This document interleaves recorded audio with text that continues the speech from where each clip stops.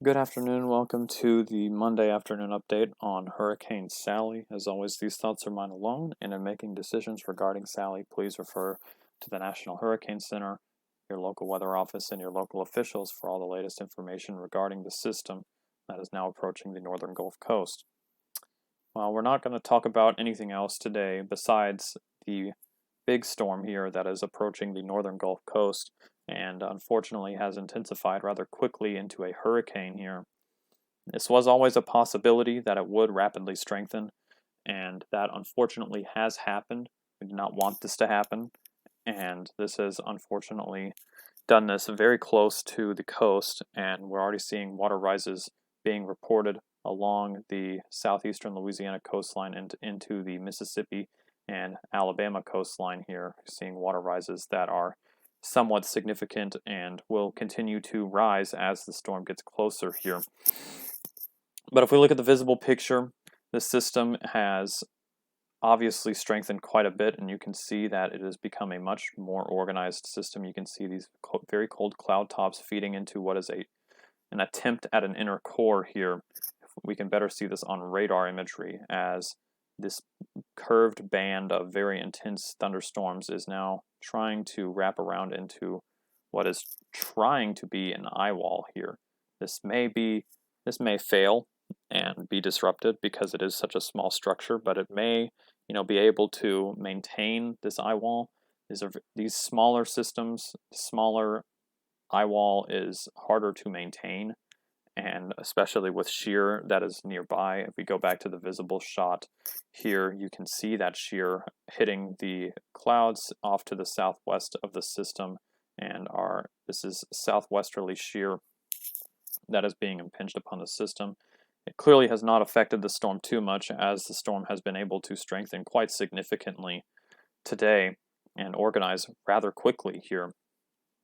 And so this may or may not affect the storm significantly. We'll have to watch as the storm evolves here, but right now it has not done much to hurt the system. If we look at the HWRF model run, this is at initialization here. If we go back, you can see this structure of an incomplete core here that has developed, and it is a little bit behind on actual intensity, as the HWRF has this at 63 knots here, and that would support a low-end Category 1 hurricane. This is actually at 85 miles per hour, and around the same pressure though, so this is a pretty decent initialization. But if we go further, you can see that it gradually organizes here into a bona fide hurricane, and the HWRF does actually bring this up to a hurricane and then strengthens it rather quickly before approaching the coast. And really it depends on how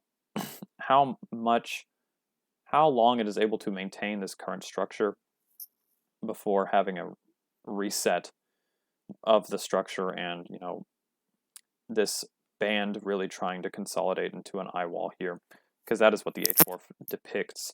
And this is a difficult forecast because this is such a fluid situation and this is such a sensitive situation to where we don't really know exactly where this is going to come ashore. If you look at this HWRF run, you can see it brings it just to the east of, or just to the west of the Mississippi-Alabama border here on this particular run. But we've had runs that have gone, further west here or further east here into Mobile. But really what needs to be watched, or where you need to be watching, is really essentially the southeast Louisiana coastline and all the way into the Florida-Alabama coastline here on the Panhandle, on the far western reaches of the Panhandle of Florida. And this is why you have hurricane warnings listed for essentially the entire southeast Louisiana coast and stretching all the way to the Alabama-Florida border here. And this is because of this uncertainty that we have. We have a very wide range of possibilities here. But regardless, of the wind threat here that is likely developing here, we're going to be dealing with a lot of rain. As you can see, this is not moving very fast. There are several forecast points that are very close to each other.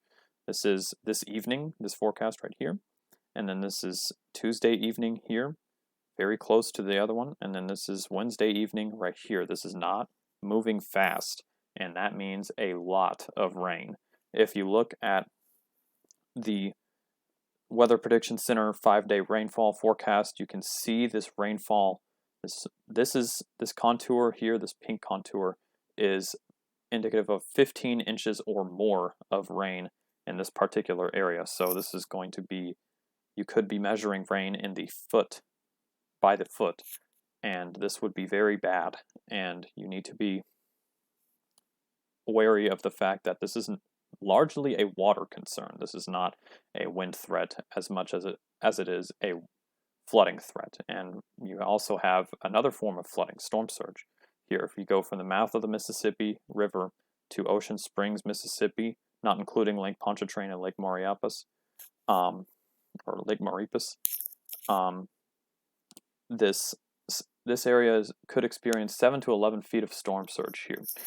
This high risk of storm surge extends all the way to the Alabama-Florida border here, as 4 to 6 feet is expected from this part of the coast here, from Mobile Bay to the Alabama-Florida border here. All these are very high water rises in here, and some of these water rises are ongoing, and you need to be taking this very seriously if you live in a flood-prone area, and you need to likely get to higher ground as soon as possible. If you are not, gone from these areas, you are putting your life in danger here, as this is going to be a really bad situation. This is going to be a disaster here. This is not to be taken lightly. This is just, it cannot be overstated, the danger of flooding here. And you need, it's not just a Category 1 hurricane. This has the possibility to strengthen further, and regardless, this will be providing a ton of rain for this general area. And the storm surge is already set in place. It doesn't really matter at this point how strong this is able to get. This is already going to be very bad for this part of the coast. This is a surge-prone part of the coast, and you're expected to get a lot of it. So you need to be wary and be aware that if you are in a surge zone, and need to be getting out now. Listen to the warnings that your local officials give you, especially if it's a mandatory evacuation order. Do not stay if it is a mandatory evacuation order, unless you are a storm chaser, and even then I don't recommend it, because this is very dangerous and could be becoming a lot more dangerous depending on how strong this is able to become before landfall here.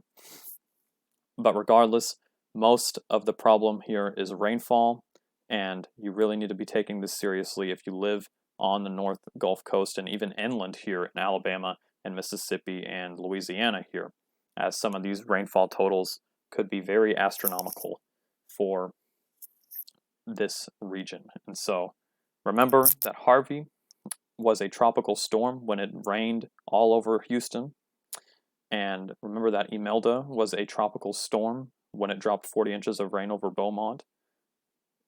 It does not matter how strong the storm is. If it's raining, it's raining. Doesn't matter. Please be prepared.